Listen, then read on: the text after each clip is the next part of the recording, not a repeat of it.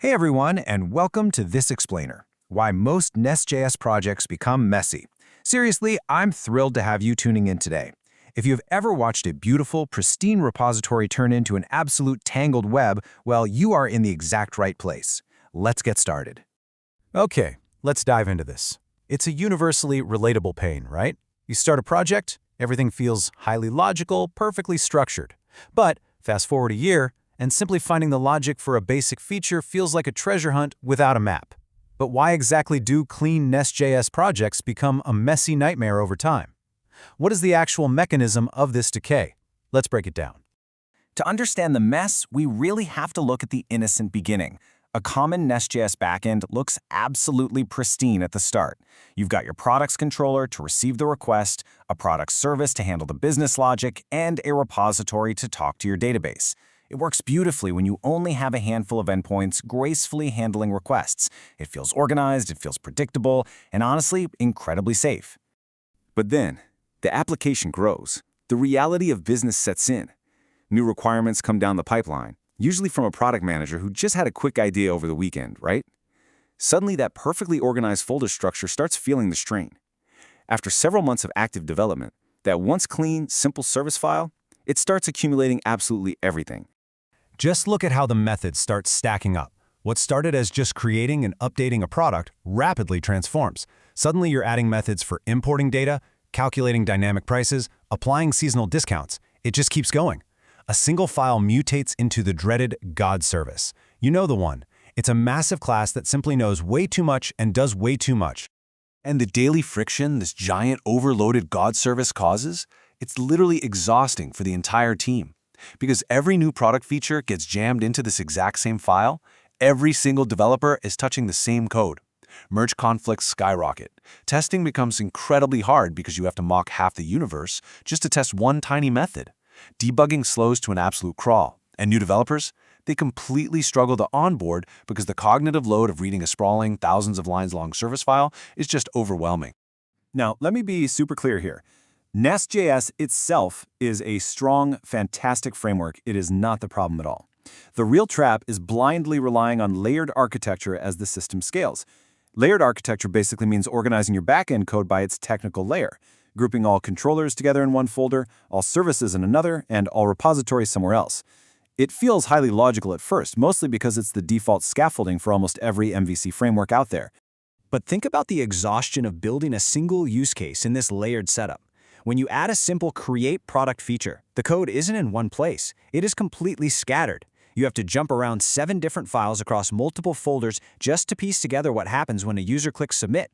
You're editing a controller here, a service there, a DTO somewhere else. You completely lose the context of the business feature. So the crucial point is this philosophy right here. Code that changes together should live together. Think about that for a second. If a business requirement changes how we create a product, we shouldn't have to navigate through 5 different architectural layers just to implement that one single change. This requires a vital shift in developer thinking. It's moving away from technical locations and towards strict feature containment. Instead of asking the old question, where's the product service, we really need to adopt a new mindset and ask, where is the create product feature? You start thinking about real-world business operations rather than abstract technical scaffolding. And that shift leads us to the practical, maintainable solution for all those scattered files and endless merge conflicts, the NestJS vertical slice template. This template solves the scaling problem definitively by organizing back-end code around actual features and use cases, instead of those rigid technical layers we were just talking about.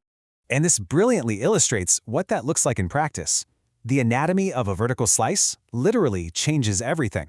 Everything related to creating a product lives safely inside one single create product directory. You've got the controller, the handler with the business logic, the DTO, and even the tests.